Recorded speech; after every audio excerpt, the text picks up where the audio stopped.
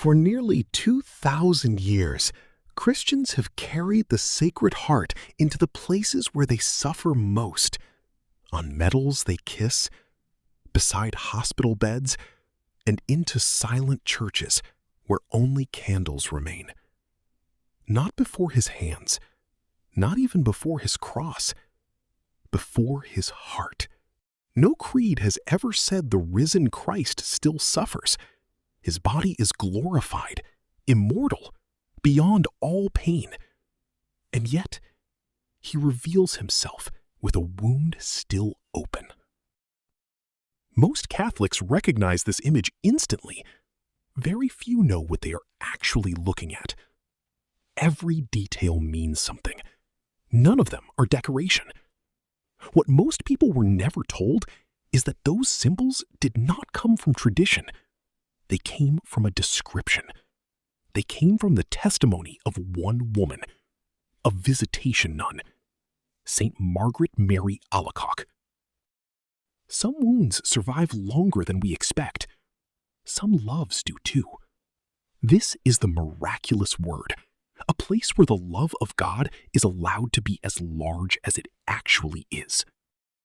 In 1673, a young novice entered the Visitation convent at Paray-le-Monial, France.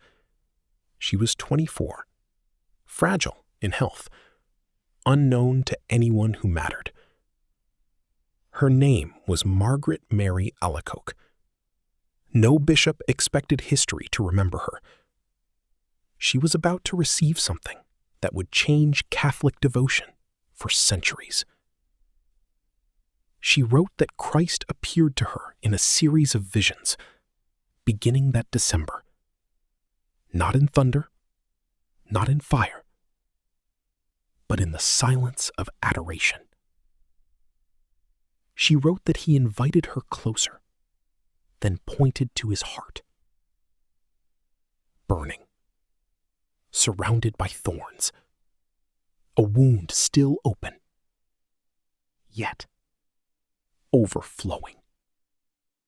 She wrote that he spoke about love, about how often that love had been refused, buried under distraction, forgotten in the noise of ordinary life. And then he told her what he was asking in return. He did not ask for armies, not monuments, something astonishingly simple. He asked that those who love him receive him in the Eucharist on 9 consecutive First Fridays, not as a formula, as a discipline of returning.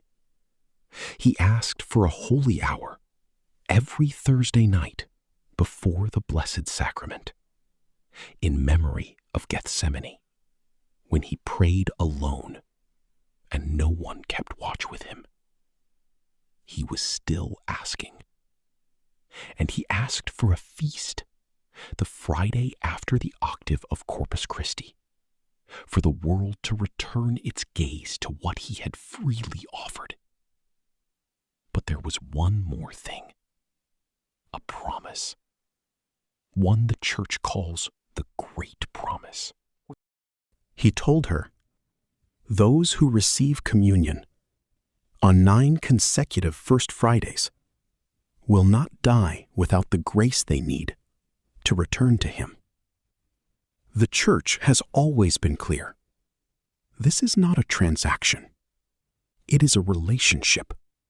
9 months of returning, month by month, shapes the soul in ways that cannot be measured.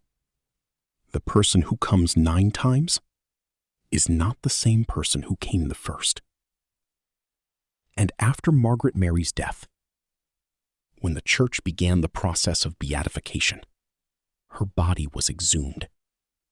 Those who examined her remains recorded something they did not expect.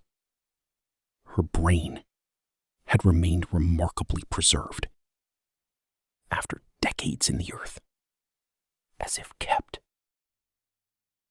One question remains. Why a heart? The Church has long understood the heart not merely as muscle, but as the center of the human person, the seat of will, the source of love, the place where decisions are finally made when all the arguments have fallen silent. The devotion is not directed toward a muscle. It is directed toward the person, toward love made visible. The thorns speak of the ways that love was refused, the flame of the love that refusal could not extinguish. And the wound is still open, because love like this does not forget. The wound remains, not because Christ is still suffering, but because he never wants us to doubt that he loved us first. One prayer, 3 words that millions have whispered for 3 centuries. Jesus, make my heart more like yours. Pray that again, slowly, on your own. It is enough to begin. In a world that teaches us to harden, every wounded heart faces the same choice: become harder or become holier. Christ never chose to become harder. He chose to love more deeply, and he still does. That is the heart the Church places before us. Generation after generation, Christians return to this image because they discovered something extraordinary: that a heart already broken can become something even an unbroken heart never could. He is asking if yours will too. Margaret Mary's devotion was always practical. First Fridays, the Holy Hour, the morning offering. Small acts, chosen again and again, that slowly built a heart capable of love like his. I have prepared a free booklet, The 12 Promises of the Sacred Heart for Families, available through the Linktree link in the description. You will find it there, along with sacred objects chosen to make your prayer corner the most peaceful place in your home. Return to this prayer whenever your heart begins to harden. The Sacred Heart reveals how deeply God loves us. Another question remains: what happens after we fail that love? After betrayal? After failure? After you've convinced yourself there's no way back? In our next episode, we follow the message Christ gave to Saint Faustina. Divine mercy. A promise, not for the perfect, but for those who believe they have gone too far. Until then, may his Sacred Heart keep watch over yours.